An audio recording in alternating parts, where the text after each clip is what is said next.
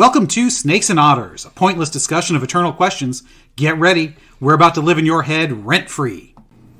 Hello, Otterites. This is episode 168. I am Martin. And I'm Robert. And I'm Francis.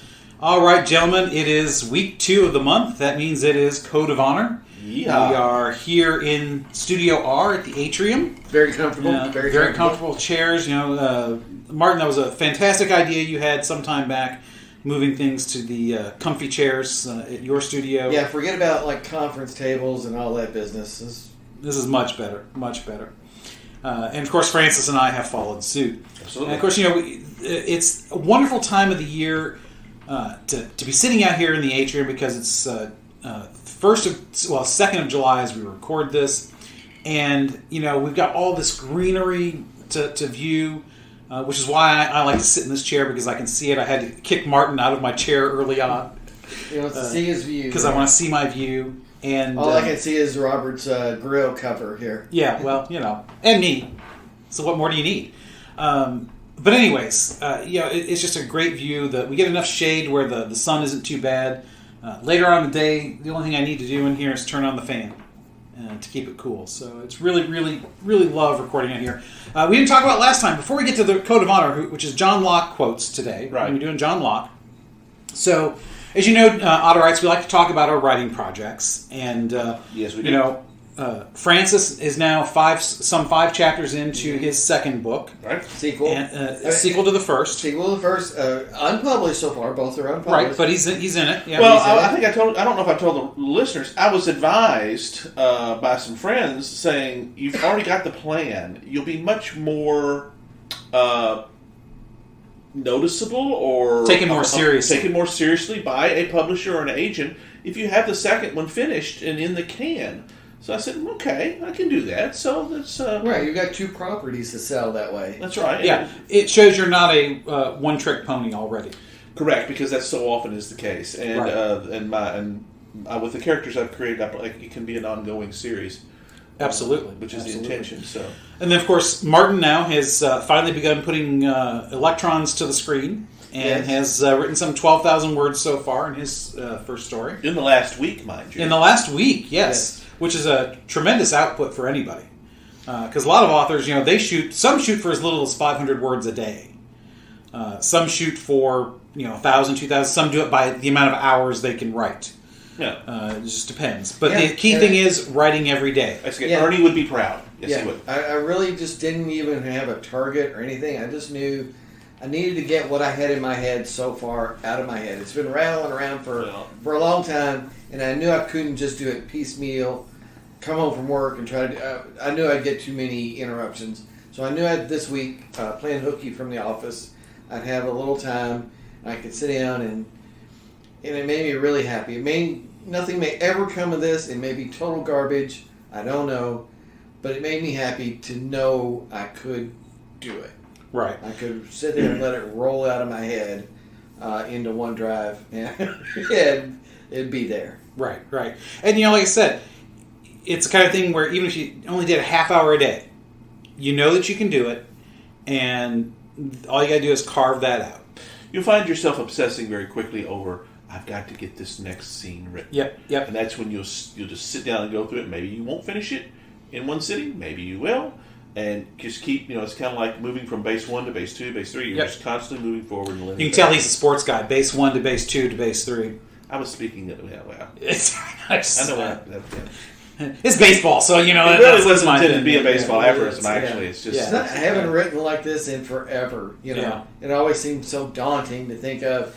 It is until you get those assignments in college. Oh, we got to turn in a 10-page paper. Well, in 4 days, I wrote 26 pages. Right.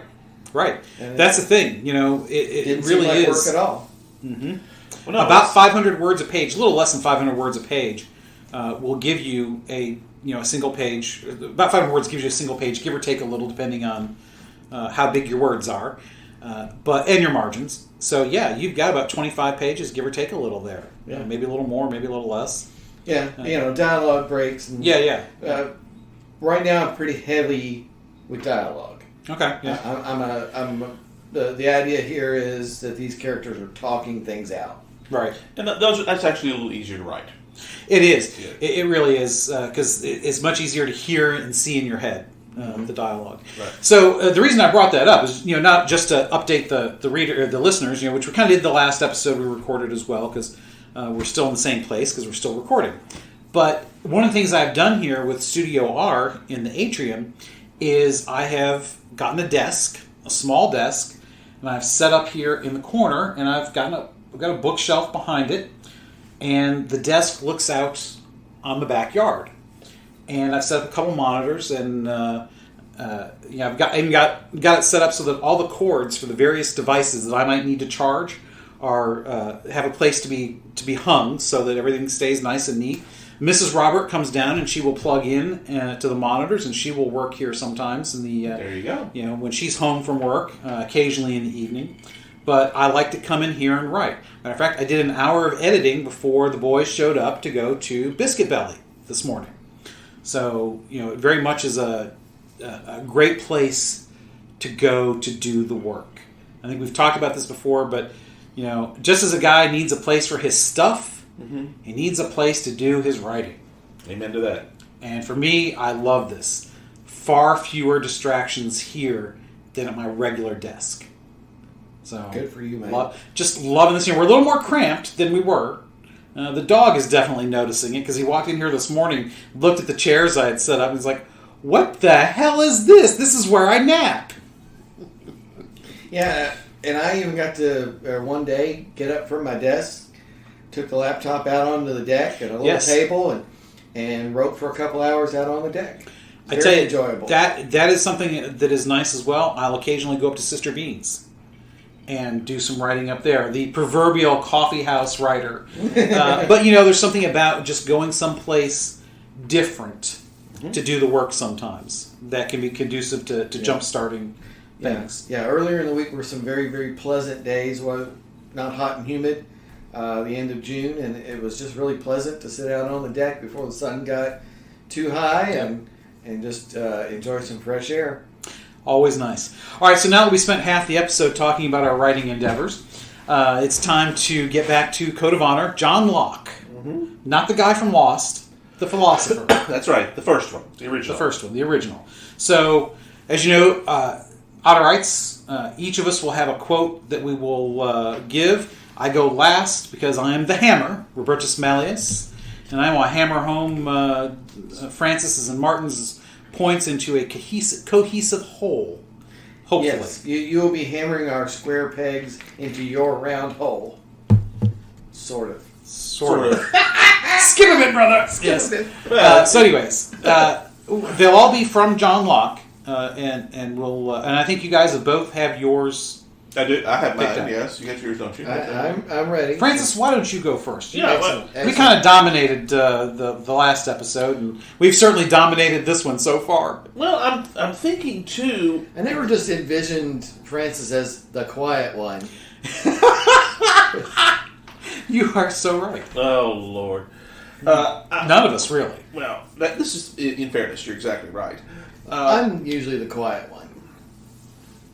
You're the instigator. I like to poke sticks through bars and see what happens. Exactly. All right, so Francis, we'll stop interrupting. All right. Well, I promise. This might be the hardest challenge that we're going to give you of all, because John Locke is he's one of the most well-written, diversely commentaried individuals in all of philosophy. He is the basis, and we'll get into this next episode, on so much of the way our country and our government is structured. Jefferson was a huge Locke fan, and he stole and cribbed so much of that. Voltaire stole from Locke, and which we've talked all about that, because Locke predated all these folks. So he's got a ton of stuff to talk about. He's like Voltaire. He's just an enormous intellect that has such prolific amounts of verbiage that he wrote and spoke all over the time. So you may have your work cut out for you with this one here. Well, I would say that because there's so much, it should be easy to find something. Oh, there's no question about finding. It's a question about you can tie it together, hopefully. Because I don't... and Martin had only briefly mentioned is you got a long quote coming, don't you? Mine is very short. Yes. And it does not appear it's not going to his core concepts either. It's something very different. And I'll give you the quotation from him. And I love this, by the way. This is so us in so many ways. The quotation is, "Reading furnishes the mind only with materials of knowledge. It is thinking that makes what we read ours." Awesome. Yeah, I mean, the man is a giant. That could be like one of the unofficial mottos of Snakes and Otters. That's why I pulled it out, because I'm thinking that is so us. That is exactly what we are. Reading furnishes the mind only with materials of knowledge. It is thinking that makes what we read ours. It is really the core idea of what we all laud, which is the liberal education, the liberal arts. Mm-hmm. You know, and by liberal we don't mean political. It has nothing to do with politics. Well, John Locke is the father of liberalism.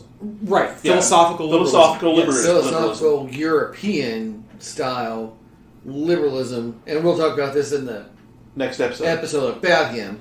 But that's an important distinction, that we're not talking about modern political liberalism. Right. We're talking about political liberalism is far different from philosophical liberalism, because as I've pointed out many times, in the United States, conservatives and liberals are both liberals.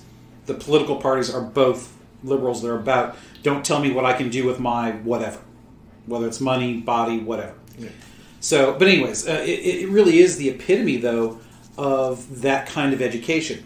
It's about a true education, not a training for a vocation, which is what modern big universities tend to be. Yes, they are clone factories, that create particular individuals, which is in many respects inhumane. It's just Django after Django. Well, that's exactly right. Yes, you create something that's exactly what you want and just shove it out there. Or to put it another way, so that it doesn't go over everybody's head, fet after fet. Yes, that's right. The part of that one that is so appealing to me is making it your own. Yes. That's right. It's one thing to read something. Which is a very liberal attitude, classically liberal attitude. Yeah. It's one thing to read something. It's another to really absorb it into who you are. And there's a lot of things we enjoy reading, but there's only so many that begin to wind themselves into our double helixes. Ooh, you are on fire today. Well, nice turn of phrase there. So, when we talk about P.J. O'Rourke and how meaningful he is for me especially, but how influential he is to this whole endeavor, that's somebody who we read, thought about, and made our own, made into our own hearts, and somebody that's influential in our outlook about everything. Shakespeare would have used the term, those that we chew, swallow, and digest. Yes. And that's exactly it. I mean, that's really the fifth, but that's exactly it. And again, that's not an indictment of other reading material. Not at all, no. Because let's face it, tons of stuff. The stuff we are all working on, we don't expect anybody to make their own in that same way. It's not that same kind of thing. Yeah. Praise for Victor Davis Hanson or Adrian Goldsworthy or Tom Holland or Candace Millard. It's because not only is that material very appealing, but it caused us to think about what that author said and restructured our outlook. Sure. And we made them our own. Yes, we've taken influence from them. And changed. We have caused change a bit in ourselves. And that's the thing that I like about the last part, is it's the thinking that makes what we read ours.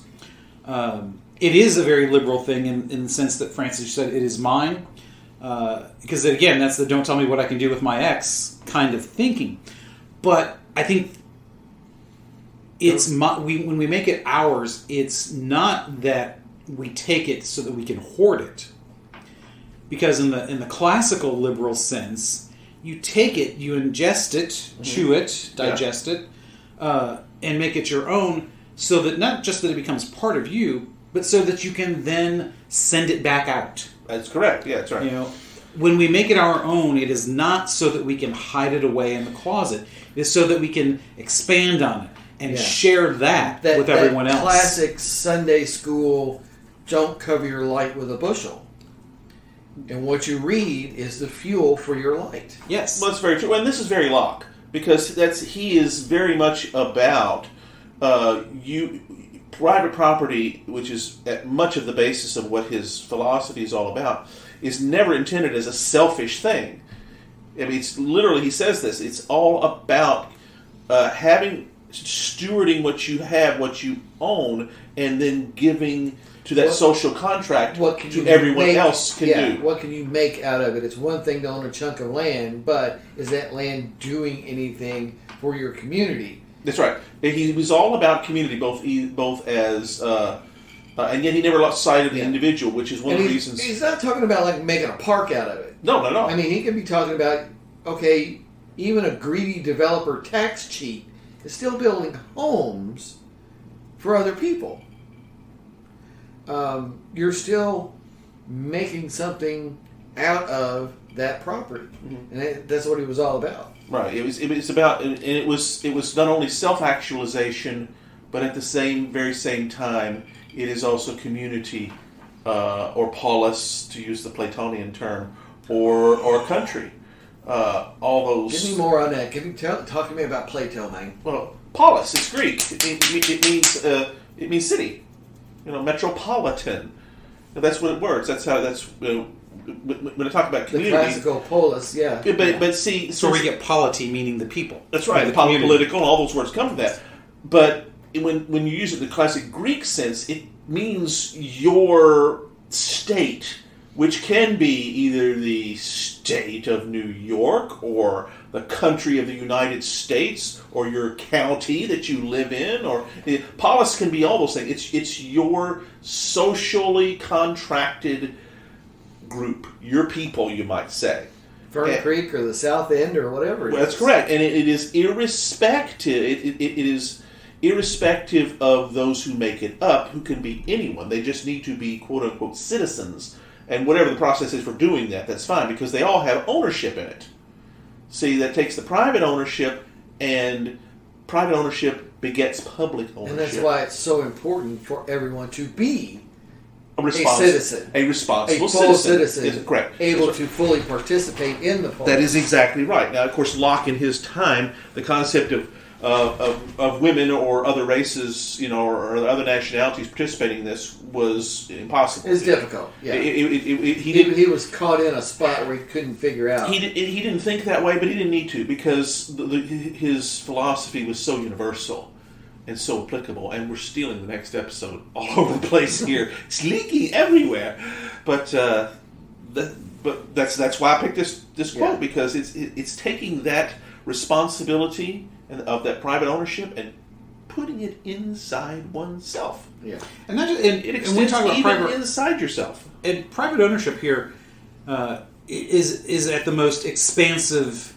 definition. Absolutely, because we're talking about it is never selfish. Because we're talking about of the mind. That's correct. Not the material, because you can't. Talk about how it's not about reading something and then hoarding it away, because you can't. It's impossible.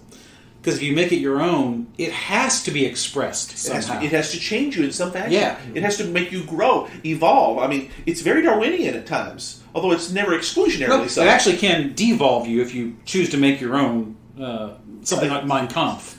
I suppose that's true. That's right. You're absolutely right. But either way, if you make it your own and then express it back out, it's the same idea, granted in a bad way. Yeah. The content is neutral. In this particular equation. In this particular equation yes. here, it's right. Because the content doesn't have to. I mean, if you read crap, yeah, you're going to and you Crap? incorporate. Yeah, Yes, you may not incorporate specific crap, but you're going to end up just being generally crap. Right. And you shall spout crap. Yes. Yeah, when you chew it and swallow it, then it's going to come out the same place all your other stuff does too. Well, that's true because this works both in the negative and as well as the positive. There's a presumption here in Locke that you're reading positive things. Right. Well, there is a proscription as well as a prescription here. Very much so. Yes. Yeah. That's just outstanding. I love that. And again, that warmness, making something your own, especially the things you read, how that hits us where we becomes live, who man. you are. Well, it's about improving yourself, Mr. Offenhouse. Enriching yourself. Enjoy it. Well That's done, sir. That's right. All right. So, Martin, what is Right. your quote? Captain, thank you, Captain. Oh, Captain, my Captain. We did Whitman in an episode. I don't think we've ever done that before. Well That's done, true, Robert. buddy. He's still Well done, one of the Robert greatest Robert American there. poets there was. So, hey. Well, every episode is a living example of that John Locke quote. Yeah. You know, we That's have right. ingested it and we have made it our And own. we're turning And it out, turning it back out. shining it out. That's why I love All it. right, so mine is a little bit more directive about his governmental philosophy, and I think very pertinent to our current situation.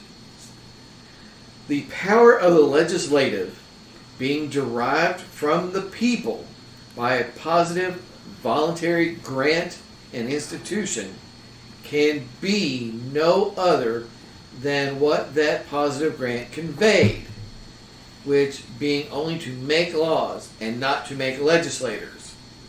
The legislative can have no power to transfer their authority of making laws and place it in other hands.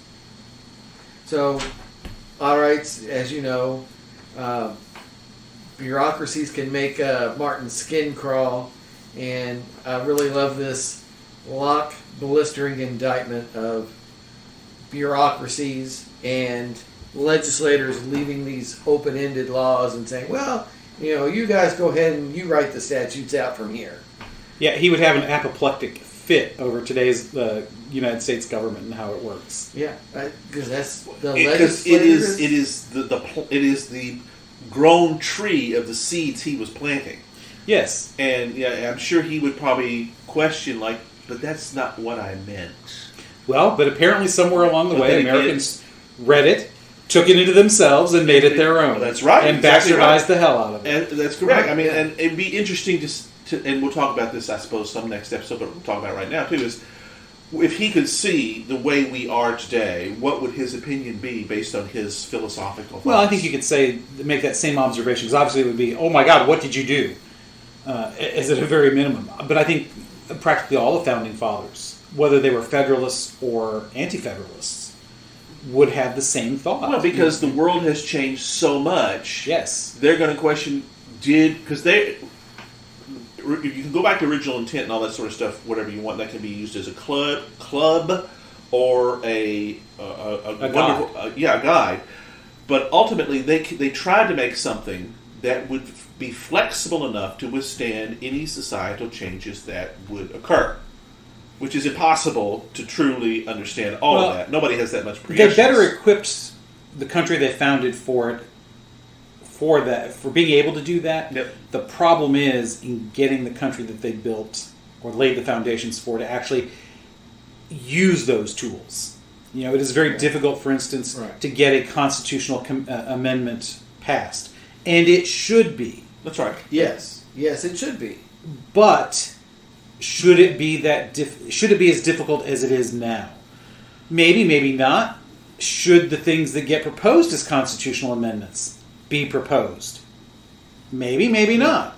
You know, maybe if you propose something stupid, it shouldn't be easy to ratify that. Then again, we had prohibition too. Then again, you had prohibition. That's right. Which was you know, we talk about abortion and many of the other things that are going on currently in our society about that, and really the only way to codify most of these questions is through the amendment process.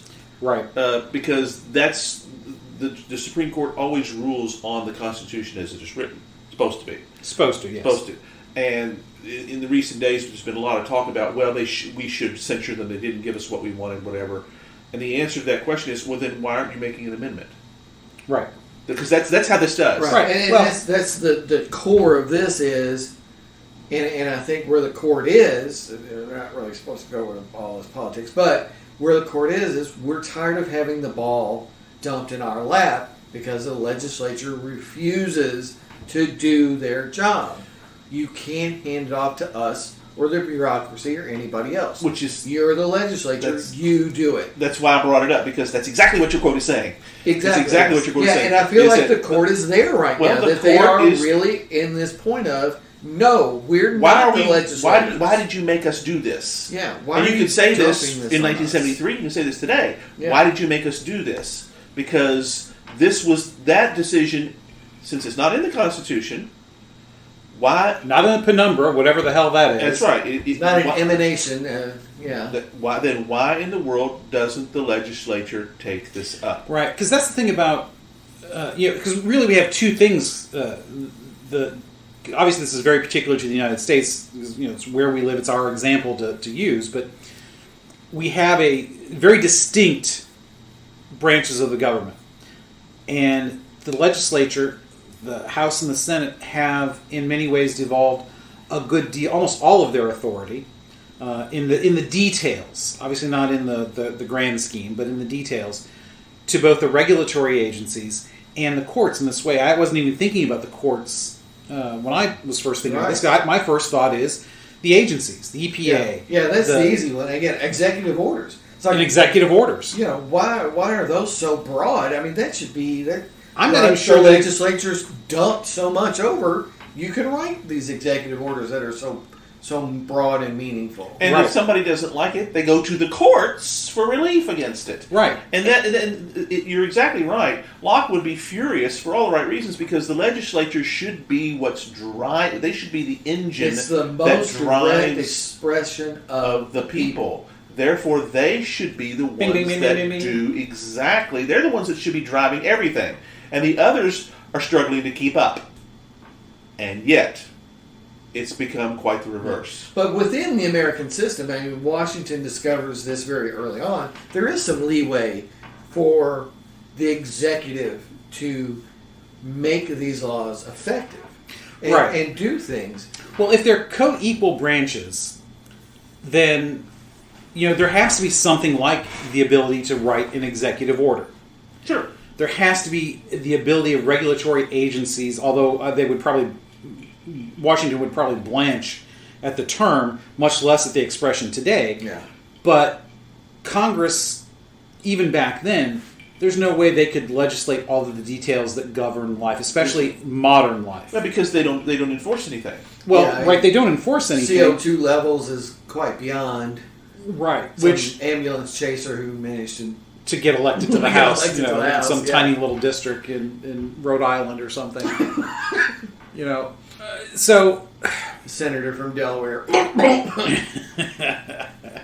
going to be quite that direct, but all right. All right.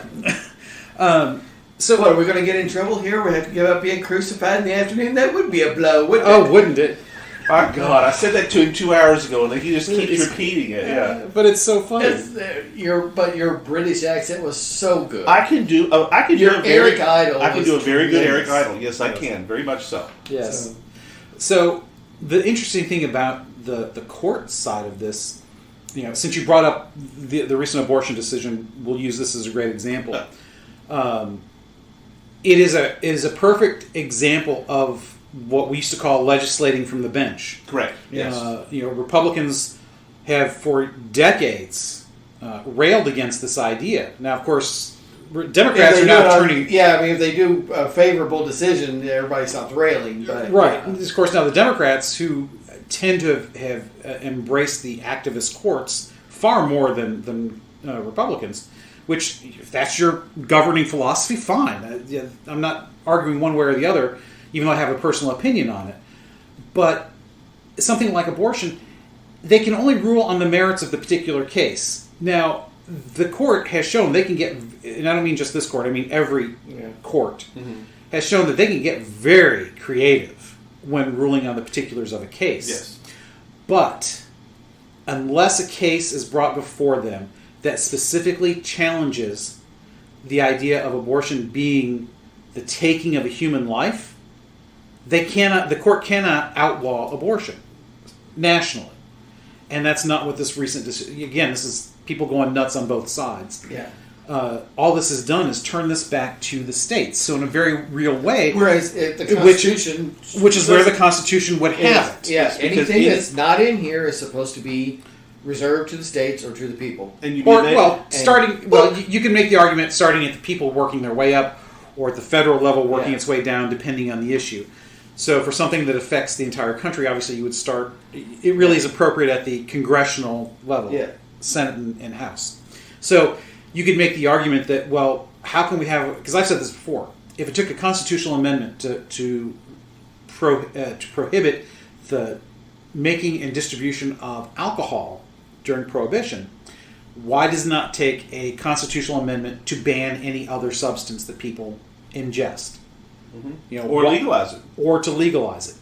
Because obviously that would make it a fiat done deal, but Congress could make a law that applies to all 50 states and U.S. territories that says human life begins at conception, or human life does not begin until a week after conception, because there are some that say, well, even post-birth abortion is fine. It's not abortion then, it's murder, in our obvious opinion. Yeah. But theoretically, that's the appropriate place to decide that, unless you want to go nuclear and write it into the Constitution. The courts should only be able to say, yes, you can do this, or no, you can't. Your particular do this. situation complies, yes, or this particular situation complies with the existing law or violates existing law. And but there is no existing law on this issue, so that's why their precedent, created it. And essentially, that's why it was easily undone, because it was... Well, I wouldn't say easily, because they've tried this many times. Well, that's correct, but it was... Honestly, I didn't expect it to happen this time, when this case first came up, but then as time went on, and especially when the leak happened... Most legal scholars will say that the original decision was done on very shaky legal ground. Oh, yes. Any honest one, yes. That is correct. Roe was decided, it was just...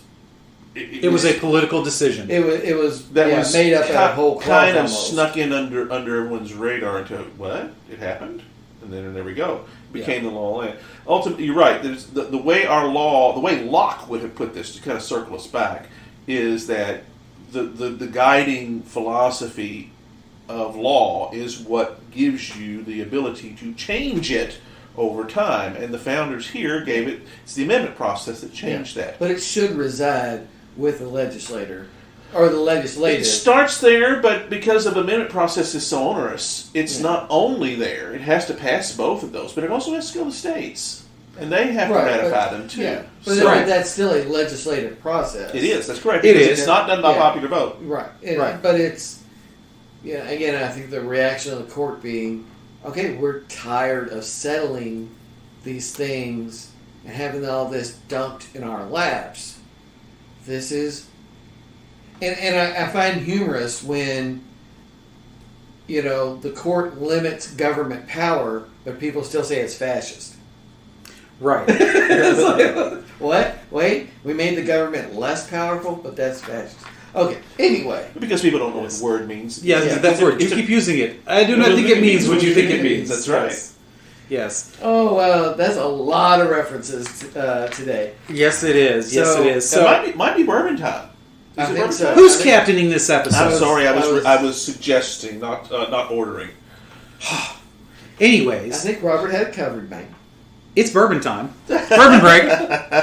I knew it. I was just prognosticating. I thought that was what it was. I thought it was stepping on toes, but all right. Well, you're the one's barefoot, not me. Well, that's why I was sensitive. That's right. That would be a blow, wouldn't it? You wouldn't have nothing to do. Keep working on it. You're not bad. Eric Idle is coming through slightly. Yes. It takes a little time. I think I'm going to start doing that all the time. Just use that one piece of it. Well, sure. That would be a blow, I lay awake at night dreaming of having nothing to do. That's right. Oh, we used to dream of living in a corridor. Would have been a palace to us. Anyways, so bourbon break. Francis, I nominate you to go first. Oh, thank you. I am drinking some of the Elijah Craig. Still with that. Still with that there. iced it up, and it is so drinkable. I didn't say chuggable, but drinkable. When you put that cold ice to it, it just really makes that. Yes, I noticed changes, that. I can pound these babies down if I should. I don't, but it would be a sin to pound it. That's right, but I could do so, and it would have no ill effects. But if I tried that neat, I would be, my God, my head would hurt. Well, one of the things I've noticed with the ice and letting the ice melt and that water bring out the flavors, and as you put it, it flavors bloom, Martin. That's such a great word for it. Thank you, sir. Thank you. Very James Joyce word. I like yes. that, yes. One of the things I've noticed is that when you get a really good bourbon where it's had that effect, because it doesn't, that blooming effect varies from bourbon to bourbon. Yeah. And part of the charm. As we saw with Trader Joe's, there's zero blooming. It was, dead in the frozen ground. Yeah, blooming like a fungus. Exactly. Oh, God. Please don't say we have a fungus among us. It was there. I had to use it. But one of the great things about when this happens is when you come across a bourbon, when you take that sip, or just a little bit more than a sip, and you can slosh it around in your mouth and engage the entire palate, the tongue, everything in that flavor. Boys, that's an excellent bourbon when that happens. Yes, it is. It really is. And this Elijah Craig is very much like that. Yes, bravo to that one, because that's a new one that we've not had before. Yes, it's very sharp when you first drink it, either neat or when you first drop the ice in before it's had a chance to bloom. But, oh my God, just a little bit of that mellows it out and causes that blooming so much. So, Martin, what do you have? I did also pour Elijah Craig. Again, well established, one of my favorites. You hadn't done that before, am I right? Well, I don't think we've ever had a bottle. No, I mean, you didn't do it last episode. Didn't do it last episode. That's what I thought. You had something different. the Buffalo Trace last episode. That's right. That's what I couldn't remember. I went to Elijah Craig. Well, I've been an Elijah Craig fan for years and years and years. This is the first time we've had it on the show, though, isn't it? It is. Yeah, first time. That's right. Yeah, it is. I have not picked up a bottle in ages. Right. In exploring, spelunking through other flavors. But you guys are right. It's smooth and generous, and I and the flavors really come out on that. It's just really sweet, and the hint of the smoke. Yes. It's that hint of that kind of maple syrup to it. And it's no one flavor is overpowering with it. Yeah, which that's is true. Complex, it's a good blend. It's a very not, good blend. Yeah, yes. Just that complex, and each little thing gets to have its chance to shine. So I have done the Old Forester Signature 100. So this is 100 proof, and I was told, and I Googled this and found out it's true, that the mash used in this Old Forester 100 is the same that goes into the Woodford Reserve Double Oak, which of course is one of my all-time favorites. That's right, yes. So, we've got to try it. So I provided both the Elijah Craig and the Signature Old Forester, and Francis has provided for us the Woodford Double Oak, which I will try the next time. Okay. So I'll report on that in the next episode. And then you guys also have to try the Buffalo Trace for me and see what you think. Absolutely. So, tasting this, again, at the very beginning, you have a much bigger flavor, I guess I would put it, more noticeable at first. A little sharp, but but not sharp in a bad way. When I talk about the sharpness or the bite, that's really, I don't know of a better term. I'm not well versed in all the highfalutin ways of expressing this, but adding the ice and letting the flavor bloom was phenomenal. Take another sip here. I can't wait to try it. Cannot wait. We love the Old Forester that Francis had on our last go around. And even though it's an Old Forester, there were distinct differences. Sure, we did notice. You had Prohibition style. I had Prohibition style from 1920, and I had the 1897. I think that. Yes, I think that's right. Yeah, something like that. Yeah. 97. So this, it's one of those that you can roll around in the mouth. You definitely get, in some ways, similar to the Elijah Craig. You get very much a sweetness, maybe a little bit of citrus in there, and you get. There's definitely some of that smoky oak hint in it. But it just like the Elijah Craig we were just talking about, it just blends very well. But honestly, I think it does it even better. Cool. Even better. Cool. Like that. And cool. Can't wait. You feel it going down into the top of your throat a little bit. It's very much a mouth flavor. Right here. Not in the nostrils, not in the nasal passages. Very much in the mouth, and you'll feel that slowness, and it'll settle in your stomach, and it's a nice warmth there. Good. It is very reminiscent of Woodford, so I'm very pleased with this. Yeah, which has always been one of our favorites. Yes, but you're not yet prepared to compare it to the Double Oak. No, because it's been a while since I've had the Double Oak, and I want to do them relatively close to. I'll be very one interested another. in hearing your test of that. Yes. So now it's back to Mr. Locke, and the man is just. I think these are some of the best quotes. Oh man, he's amazing. It's genius stuff. Genius level stuff. And super genius. Super genius, yes. Yeah. And it is. There are so many here that, on their own, I could choose.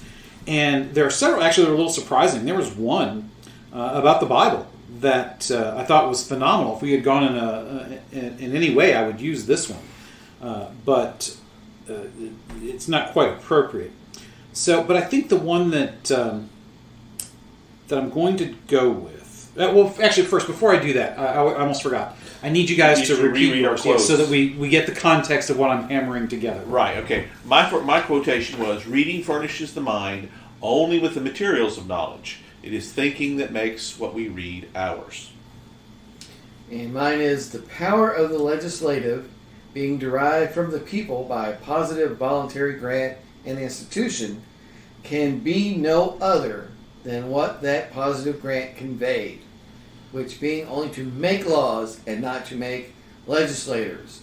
The legislative can have no power to transfer their authority of making laws and place it in other hands. Okay, very good, gentlemen.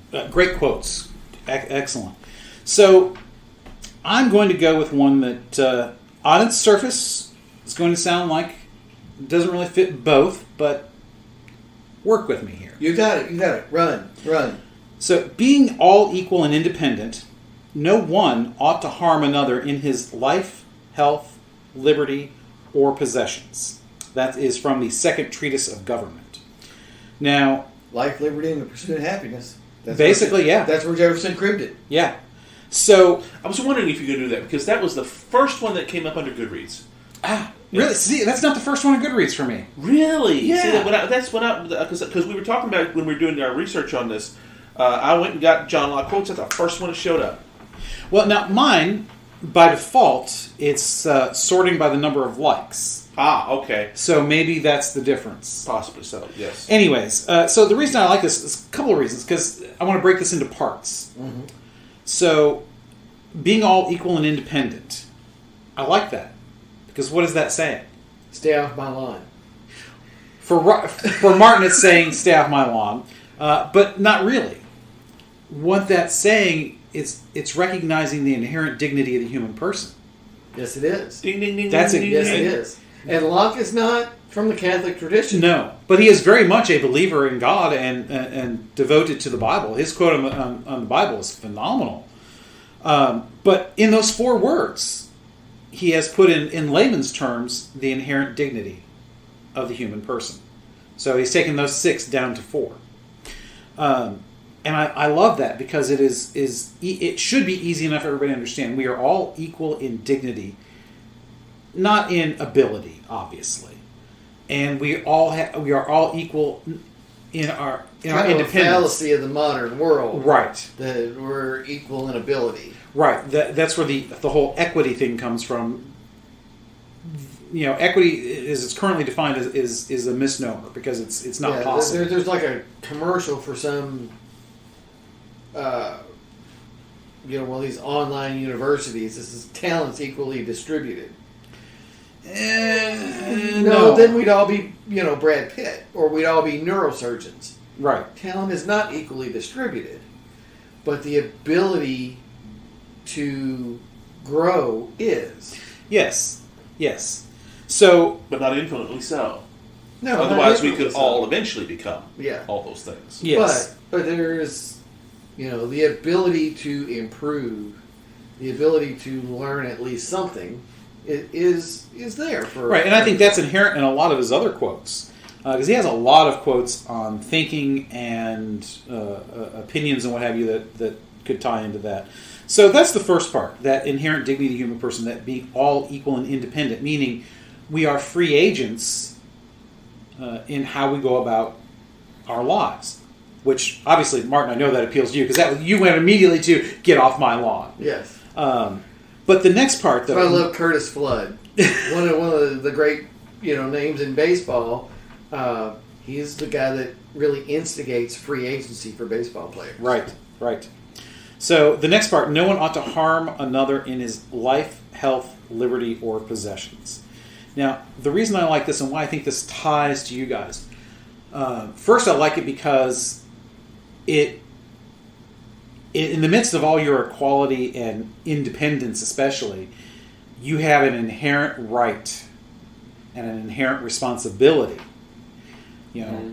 First you have the right to life, health, liberty, and possessions. But you have an inherent responsibility to do no harm to anyone else with those. To anyone else's. Right. Well, to any other person. So you cannot, by your right, impose to a certain degree. You can to a certain degree because in the moral aspect, if you have 10 loaves of bread and I'm starving, morally you are bound to give me a loaf of bread.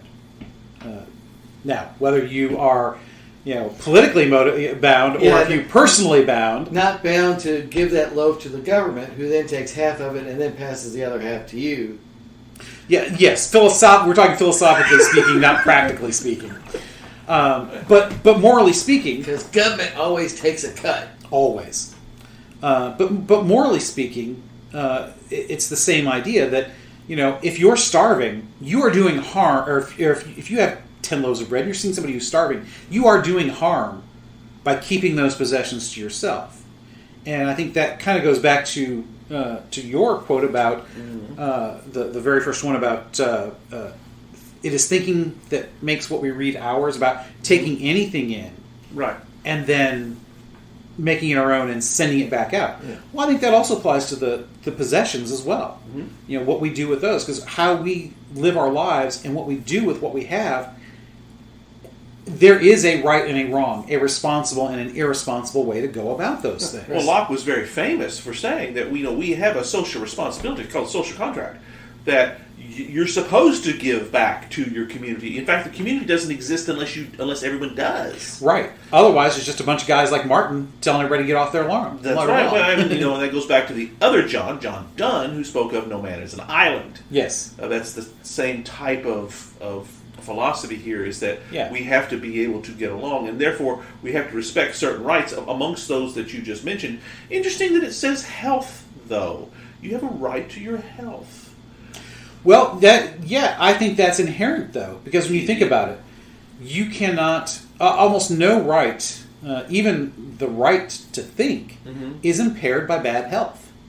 Your ability to exercise any of your rights, that's correct, can and will be impaired by bad health. Which leads, of course, to the practical application problems of that. Right. Who's responsible for that? To what extent are they responsible? And what constitutes health? Right. Now, in the modern world, it's complicated. Hey, it's complicated. Trevor hasn't made an appearance in it. He's been in the bathroom, but he's here now. Come on in, yes. Trevor. It's complicated. Don't go in there for about 20 minutes. That's right. So it is complicated because in John Locke's time, health was primarily an individual responsibility in the sense that it was only you that could determine whether or not you had good health by what you did, what you ate, because the quacks of the day and their leeches really didn't do much for you. I mean, there were the occasional things that, yes, they could help you with. But honestly, Locke studied medicine. Right. That's right. He's a physician too, which is something that we haven't talked about yet. But that's he has a perspective on that's very different from others, because he has the ability. Hospitals are a thing, but only in their infancy. So at this time, it's a time when the ideas of what medicine really is and whether or not there's a science to it It's is just beginning to change. And he did subscribe to that, by the way. He was a Yes. huge guy for the scientific I want to method. get into that when we talk about him Next episode. Yeah. fuller Right. in the episode. So yeah, the health thing is interesting because it was still it was still so simple compared to what it is today. There was very little cost involved. Nowadays, because we have the ability to extend life and to cure disease to such a great degree, but it costs so much, that's where it gets tricky. Well, and it's only possible to the extent that it is because of the large economies of scale, something that Locke would have not truly understood. Well, because they didn't exist. I mean, there was no... Right. But the British government was large, and it was still imperial at this time. It has enormous resources. Well, there's not geographically large. Yeah, But then there's also scope. that's right. Because even as large as that is, there's no large scale manufacturing for him to understand. Right, because this is the beginning of that stuff. Yeah, 1704. You're talking about pre-industrial revolution. So the concept of industry is foreign to him. Right. Your local druggist, if that's even the term yet, because pharmacist certainly is not the term. Your doctor made their own pills. They got his mortar and pestle out and ground everything together and bound it all together into a pill. If you're lucky, because they probably just put the powder in water and let it dissolve, and you drank that. Mm-hmm. A potion is nothing more than a pill dissolved in water. I mean, that's essentially you're talking about that kind of a thing. Yeah. So, Locke may have some problems with the modern execution of how we deliver healthcare. I don't think anybody has a perfect love of the modern healthcare system, no matter what your persuasion is, because it sucks. That's correct. It's very inequitable, to use that word again. Yeah, in many ways. Yeah, inequitable so many ways. in application as well as outcome. Outcome's a little bit harder to truly make equitable because so many factors that we control. That's correct. Exercise and diet being primary. That's part of what people miss about modern healthcare is starts here. The equity, yeah. I mean, the outcome is hugely determined by your actions. Yes. Anybody who's watched a parent get ill. Genetic predispositions and environmental factors aside. Right. And, I mean, obviously those are things. What the doctor tells you to do and all this, but... You're talking about regular chronic maintenance type things as opposed to the emergency traumatic aspects, which we are... Locke could have never conceived of that. Yeah, now that's something it's a strength of our health. Very much so, because we can, if someone is injured traumatically, they are taken care of immediately. Yeah, and because we have an infrastructure in place to handle that. Yeah, that is correct, and that's something that's I'm just pointing that out that it's different. Right. That's part of it. But you brought up the health though. That it's an interesting aspect because all of these are interesting because life, health, liberty, and possessions are all we all take for granted in many ways. Yeah. But I think that idea of doing no harm to another is important, and the doing no harm is where I want to go with Martin's. Okay, mm-hmm. Because so much of the way we view the way government works, especially the American government, is we're safest when Congress is not in session. Is the old joke? Yeah. And when it's whatever 218 to 217, that's the best. Exactly. When Congress is deadlocked, that's the best situation possible. Right. Because they can't screw anything up. Exactly. Granted, they can't fix what they've already screwed up, but how likely were they to do that to begin with? Not very, in my opinion. So, that do no harm applies not just at the individual level, but at the community level. And I think that's part of the problem with the country today, is that we only look at things at the individual level, and we don't look at it at the community level from the right perspective. Right. Because and we don't look at the individual level from the right perspective far too often. Yeah. Far too often, it's the selfish aspect of the individual and I don't say generosity because I need a negative, but the largesse. Largesse is the word I was getting ready to The largesse attitude at the community level. And honestly, I think it needs to be the other way around. We need to be more largesse-minded at the individual level to enhance the bonds of community. We talked about in the last episode with Kellogg-Briand Pack about how you have lasting peace. Part of that is economic self-interest. and commonality of culture and philosophical ideals. We don't have that currently in this country. Even in this country, never mind with our fellow nations. Absolutely. And that's part of what the strife is nowadays, is that we don't have that commonality and that economic because we're all selfish. We want me and mine. Yeah. And at the national level, we're trying to give everybody what they want all at the same time, and that's not possible. Yeah. We need to try and be a little stingier and doing no harm at the top, while at the bottom, at the individual level, going the opposite way and having a little bit more generosity. Yeah. And I think that would be a far better way to go. That means Congress doesn't devolve its lawmaking to these other agencies because they're being more responsible with our health, happiness, and possessions. They're being more responsible with the grant we've given them Yes. to act in our interest.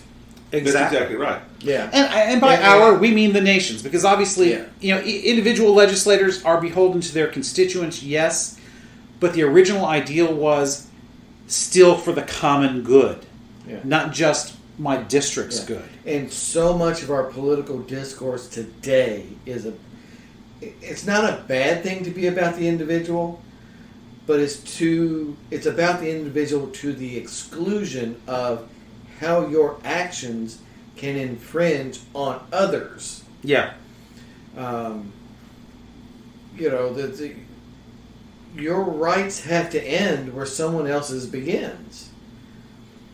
Your right to throw a punch ends at my face. Yeah. Or about a millimeter from my face, anyways. The modern idea of a right to health care and a right to housing. You have the right to seek these things in the marketplace, but you don't have the right to make someone else give you those things. Yes and no. This is where the philosophical stuff gets a little bit different, because our underpinnings are a little different. Because not all are capable. Not all are capable, but also... But for those that are capable, you can't go to a doctor and say, treat me, and by the way, I'm not going to pay you, and by the way, stick the bill up your ass. Yes. You sought treatment, you had that right to seek treatment, but now the responsibility is pay this person we also for have their services. Well, for the most part, we have services. places where people who cannot pay can go. It may not be the best, and that's a problem that could be fixed, perhaps. Yes. Yeah, but you going to your regular doctor and, say you got your copay and you never pay your copay, that's wrong.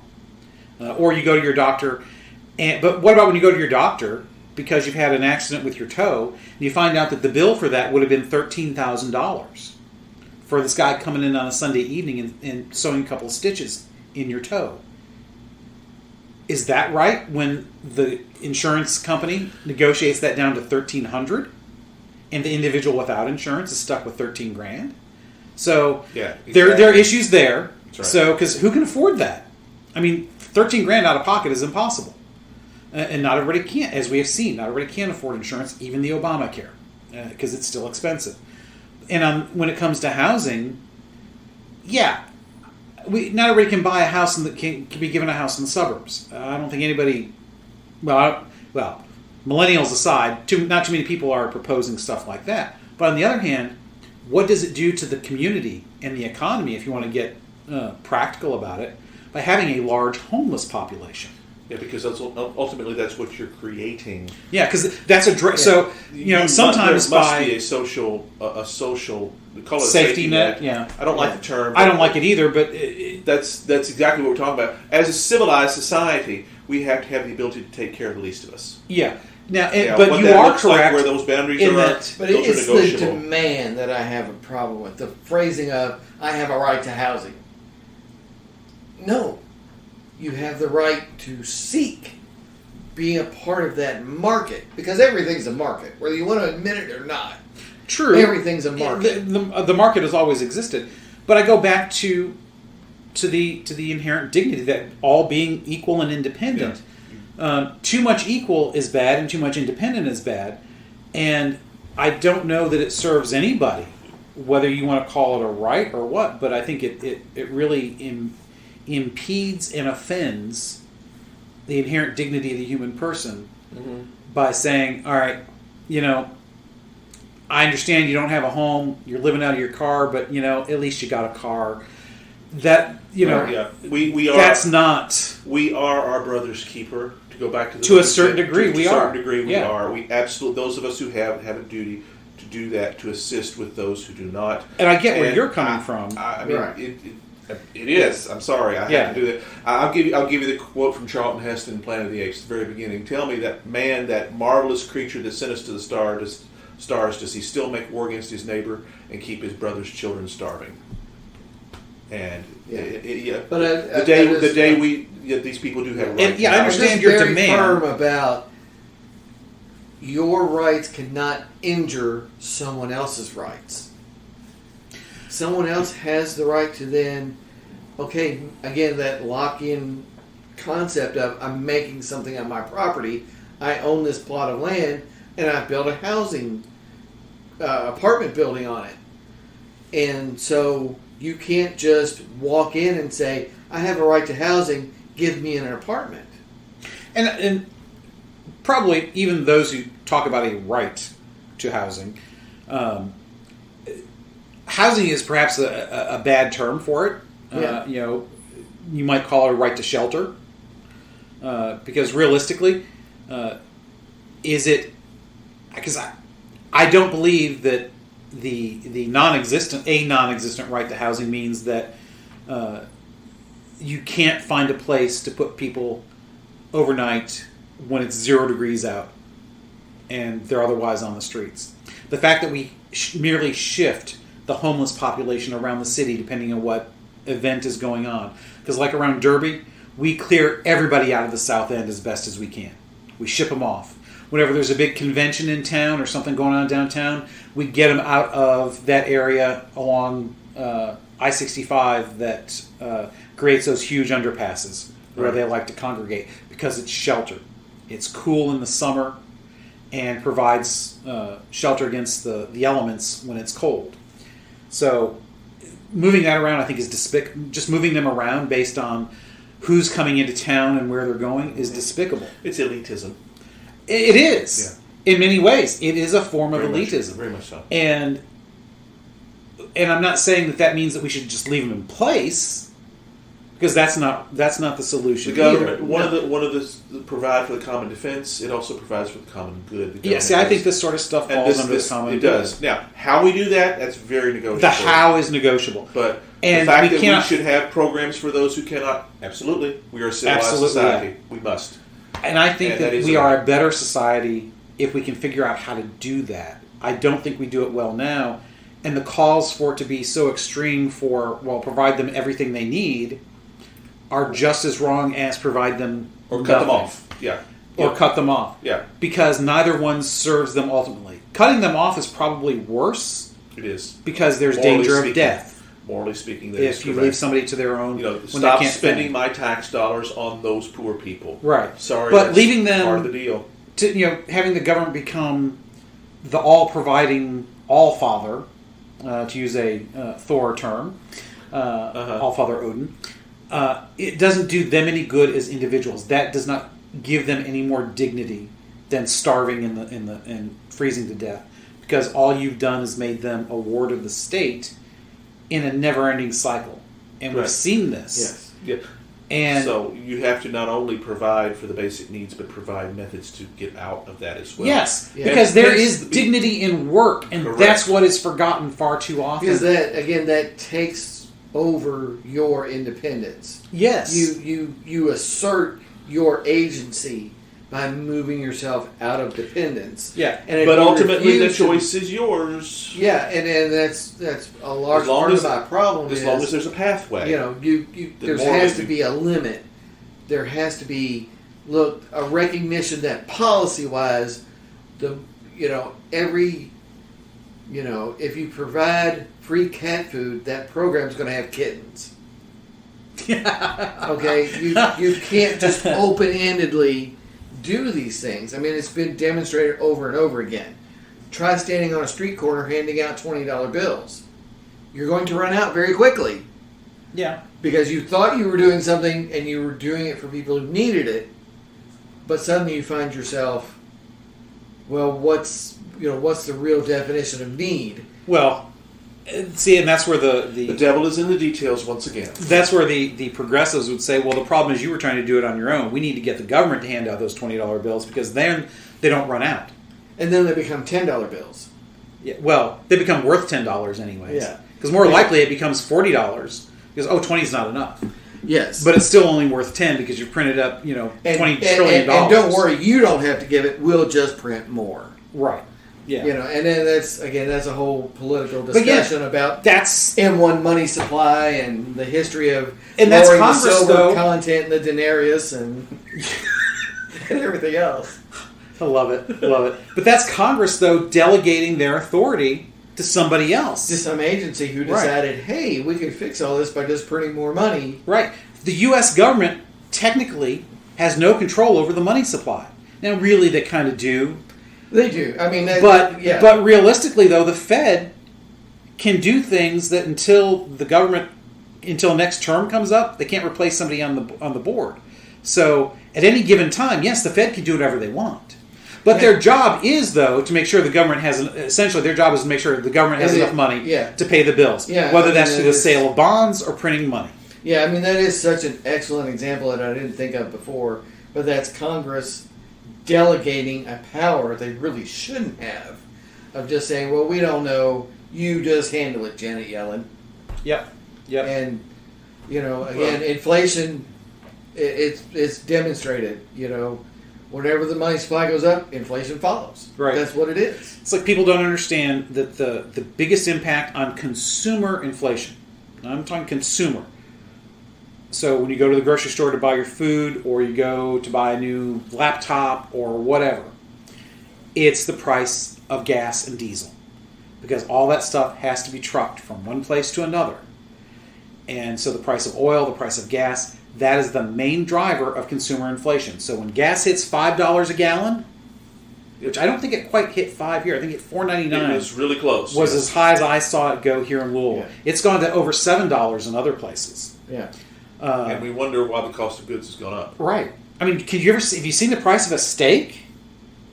My God. I mean, hamburger. It's an important driver, but money supply still is a key component. Yes. And again, this is historical. When they go hand in hand is where I was going with that. Yeah. I mean, again, the Romans would lower the silver content of the money. That would allow them to print more money, and they thought that was fixing things, but all it did was drive up prices. Right. The Spanish, the same thing. They came to the New World, found all this gold, thought they were rich, but really all they did was print more money and push the prices domestically up. Yep. In Spain. We've done the same thing. We've decided, hey, we need more money to stimulate the economy, but all we did was drive inflation up. Yep. Well, and put and it's both, because they're both printing money as well as selling as much debt as they possibly can. Perhaps I should go find my 1974 Gerald Ford button, Whip Inflation Now, and bring it back out. Oh, again. yeah. Win, baby. Win with baby. Jerry. That's right. Win with Jerry. Yeah. right. So, anyways, I think I've hammered my point as well as I can with that. And we're at hour plus. So Well, if we hadn't spent 20 minutes on writing, we probably would have been okay. No, we only did about 8 minutes on writing. It felt like 20 minutes. I'm sure the readers think it was only 8. Yeah. Because we can go on and on, but that's us. That's right. That's why you listen. Well, that's why we got another episode. That's right. So, anyways, any last thoughts before we finish? Because I think we pummeled that expired equine pretty well. Go for it, sir. All right, Francis, baby, what's next? What is that next episode, you might ask? Well, we've already told you if you've listened to this whole episode. We're going to go deeper with John Locke himself. We've learned a lot about him. We've talked a lot about him. We've danced around a lot of his philosophy. We'll go into the man himself. He is one of the foundational philosophical... If you understand Locke and his position, you understand a lot of why we are the way we are and why we do the way we do. He is the guy. We're going to go all into him next episode, so be here.